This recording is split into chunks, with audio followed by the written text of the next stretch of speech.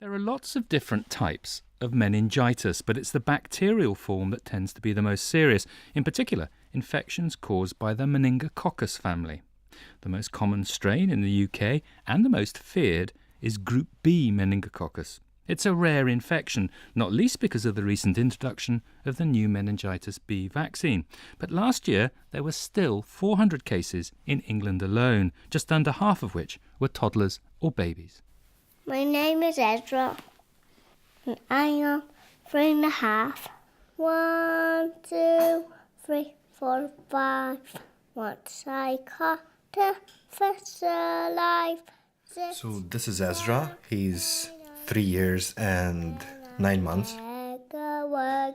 And he has lost his lower limbs below the knee. And he's missing 4 digits onto his right hand. Ezra, do you want some cake? Nope. This is me, Ezra, his baby. And I want to hear Superman. My name is Serena. I'm Ezra's mom. He wasn't well the day before, and I said, this is not right, we need to go and check with the doctor. Just looked at him and gave him steroids. They thought it's croup. I realized he wasn't himself, so just decided the best way to do is just to go to emergency, to A&E. So we went to Belfast. So it was 2 hours by the time we got there, and we went to triage, and then we saw a doctor. It was just me and Ezra. He was very quiet. He was just sitting in my lap. I was starting to get concerned at work, and I kept texting him and what's going on, and he couldn't get on the phone. We saw the doctor in charge, and he asked me to strip him down to his nappy. That's when a few spots appeared on his body. He asked me about them, but then I realized that half an hour earlier, I have changed his nappy and there was nothing on his body. And then by the time the doctor went away and came back, there was more spots appeared. Also, in the meantime, my wife came from work because I got in contact with her and I said, look, you might have to come here and stay with Ezra in the hospital for a few days. I got there and... You had a bag full of clothes for yourself and for yeah. him. The doctor in charge, she asked me at one stage, do I know what meningitis is? Because she believes that Ezra has meningitis. And then later on, it was actually meningococcal B, and which transformed in septicemia as well. When she mentioned septicemia, I kind of clicked because I knew septicemia is quite critical. And then we got to ICU and... The nurse came to explain to us, and she did mention that he is in a very critical condition. We don't know what's going to happen. The next 24, 48 hours are very, very critical. We can't say anything at this stage, but your son is very, very sick. We asked, do you mean he's gonna die?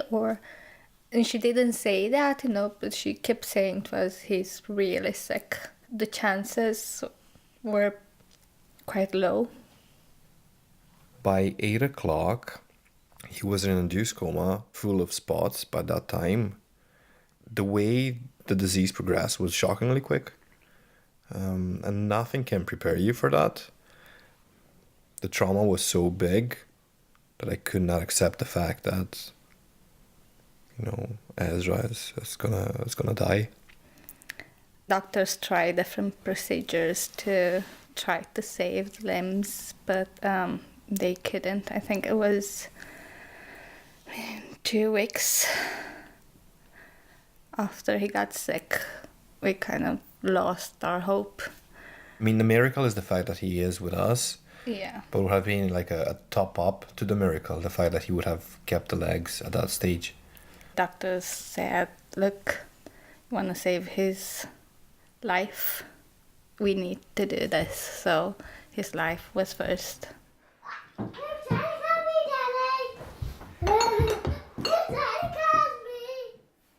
He's such a good boy. He is brilliant. He's a miracle from the beginning. He goes to nursery. He goes to different classes, dance. He likes books and He likes dancing. he likes dancing, yeah. I think he's a bit of an artist. It's amazing to see how much they can actually run on the prosthetics and how far he got, the way he was in the first few weeks with them, and now seeing him running, it's unbelievable.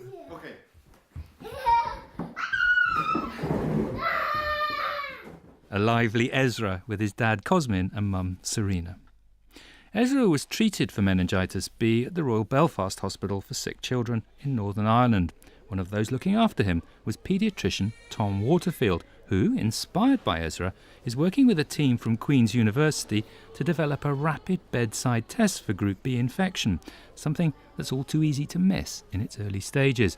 I've come to the busy children's emergency department here at the hospital to meet Tom and see the result, the loop-mediated isothermal amplification test, or LAMP for short.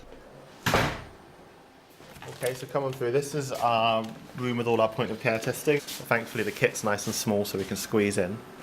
So this here is the device. It's as you can see, it's really quite small, about the same size as maybe a landline phone or something you'd have at home. Yeah.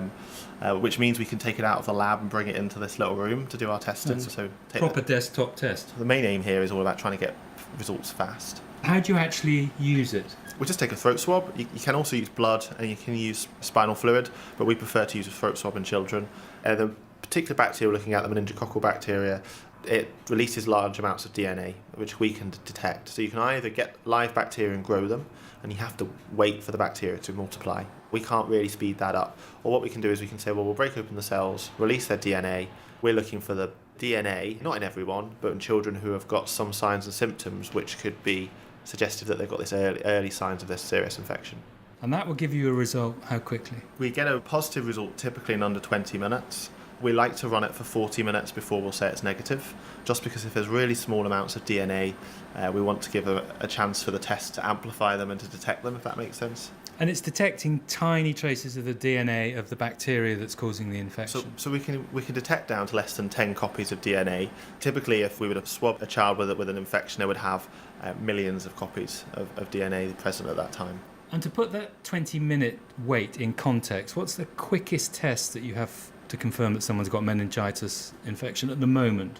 When we're looking for the meningococcal bacteria, the tests we can have blood cultures which take 48 hours because we have to wait for the bacteria to grow, or we can use the PCR in the laboratory. Some of the hospitals we're working with in this study, it can take them a couple of weeks to get results. For us here, we're quite lucky, we'll get them back in 2 to 3 days. So this sort of technology is already available. What's different here is its desktop application. It's right next to the patient. So it's the difference is that it's right next to the patient and it also doesn't need a specialist to perform it.